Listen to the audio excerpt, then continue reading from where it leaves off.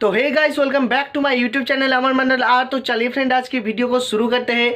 और फ्रेंड, आज हम लोग सीखेंगे कि ड्राइंग पे फ़ोटो जो हम लोग क्लिक करते हैं और एचडी इफेक्ट देते हैं, 4K इफेक्ट देते हैं, तो फोटोग्राफी इफेक्ट हम लोग ड्राइंग पे कैसे दे सकते हैं, तो उसी टॉपिक में आज का वीडियो है फ्रेंड। तो बिना टाइम वेस्ट किए ड्राइंग को जल्दी जल्दी शुरू करते हैं फ्रेंड, और मिलते हैं वीडियो की एंड पे।